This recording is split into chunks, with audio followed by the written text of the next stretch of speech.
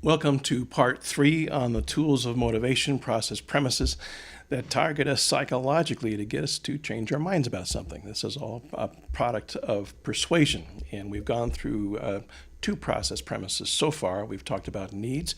If you haven't watched that clip, be sure you watch it.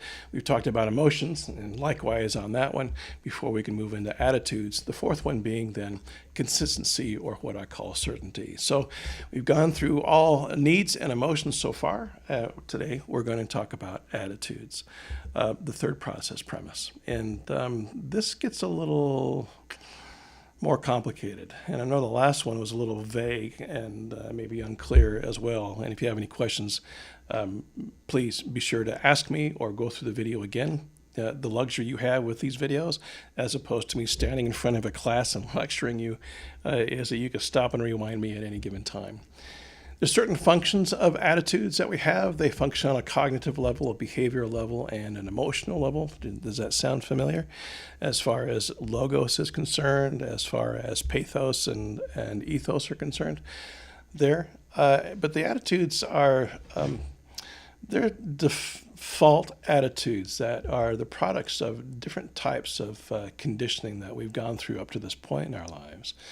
The first idea, the first kind of attitude being a pre-critical attitude, meaning on a cognitive level, okay?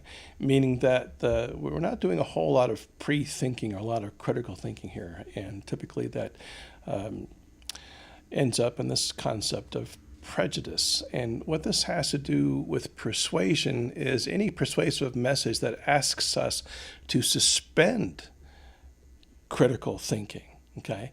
Is one that persuades us in a manner that might feed into our own prejudices. Black Lives Matter is probably one of the most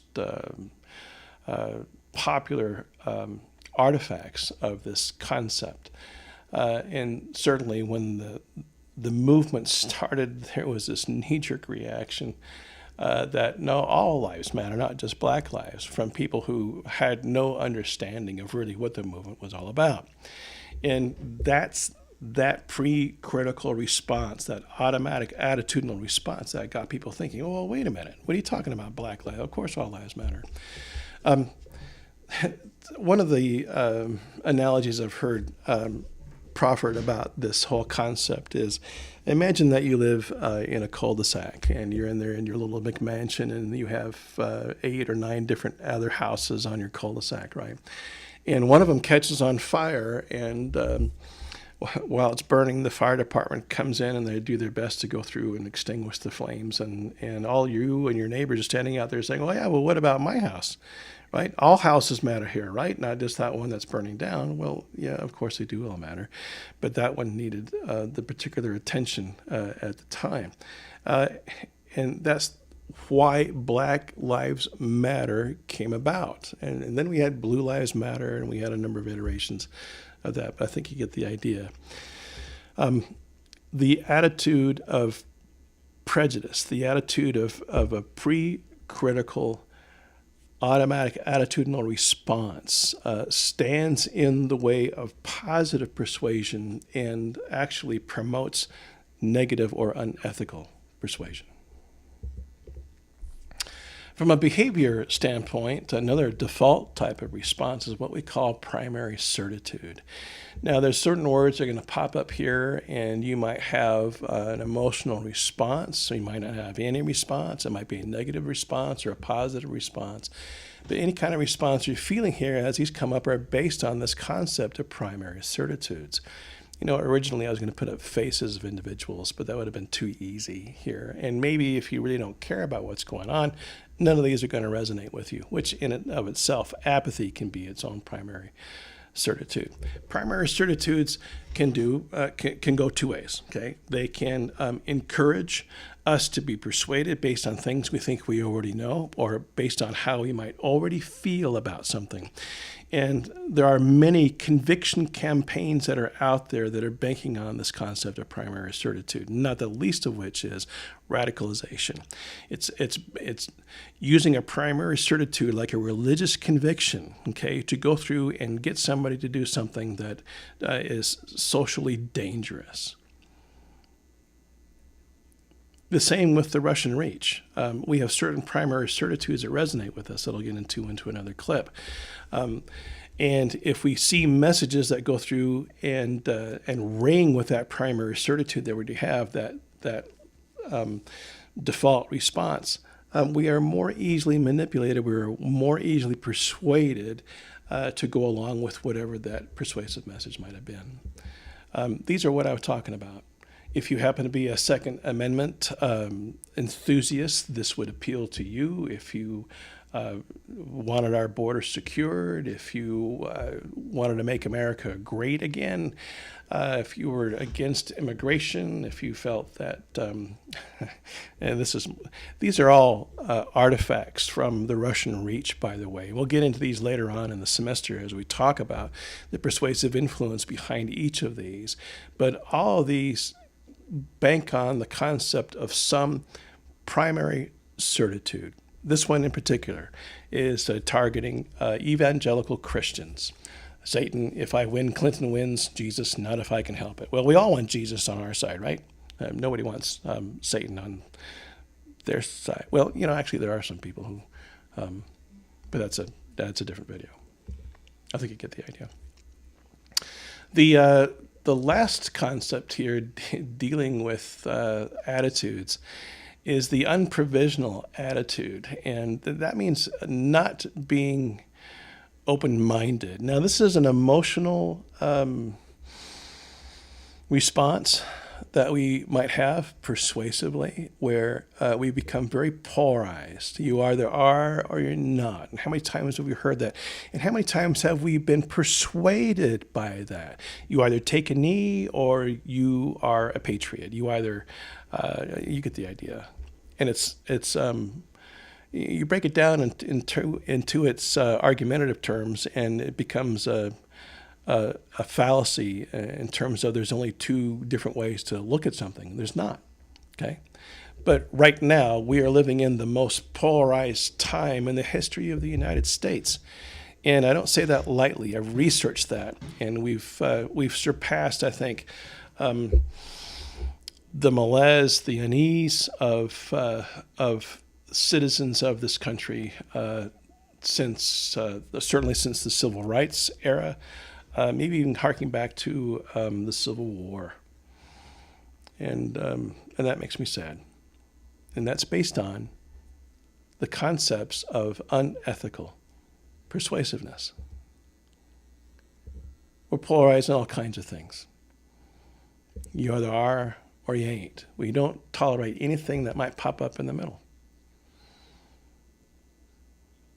And as a result, we form reactions. And these reactions happen, and I'm hoping you know this by now, on three different levels. The affective consequence, that idea of some type of emotional response, an intolerance of ambiguity because we are cognitive individuals. We want everything to be as clear as possible. And then there's that emotional defensiveness. Hey, what are you dissing on America? Are you dissing on gun rights? Are you dissing on the military? Yeah, and these go through and become counter-persuasive tactics as well. Let's take the first one, this idea of the affective consequence. So I'm going to use a model here that might be disturbing to some of you. It's certainly disturbing to me. October 1st, 2017, in Las Vegas at Mandalay Bay during the Harvest Music Festival, a gunman fired down into a crowd of concert goers and killed many of them and wounded many more. And we had this emotional response to this reaction formation, and who wouldn't really? That reaction was nationwide, and then, of course, just within a little bit of time, we all kind of forgot about it. But part of that reaction had to do with certain Second Amendment issues. Another part of that reaction had to do with the culpability of Mandalay Bay. Mandalay Bay is currently suing victims in an effort to protect their own self-interest of what happened there. It's a mess there. But there was a reaction formation that's happening affectively there, emotionally. Intolerance of ambiguity happened with the same story. When we discovered it was this guy, we asked the question why. And you know what? To this date, and I think forevermore, we're never going to know why. We have no note. We have no social media posts. We have nothing that goes through and gives us any kind of justification as to why this guy took the lives of so many people and disrupted hundreds, if not thousands, of other people as a result of that. That doesn't sit well with us. We don't tolerate ambiguity. We want answers. And in the vacuum of answers, then, we become defensive.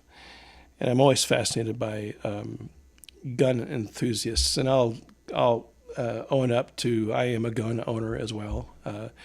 But I'm always amazed from a persuasive standpoint that when there is some type of a mass shooting that breaks out, the first defensive posture that comes from folks who like their guns is to make sure that their guns aren't taken away.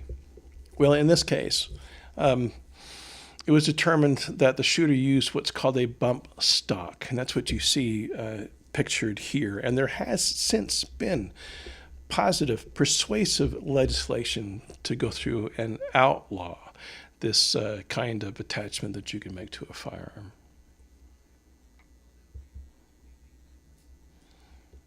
Our attitudes are formed through levels of cultural conditioning, and for the most part, unless you're from a third world how do I say this?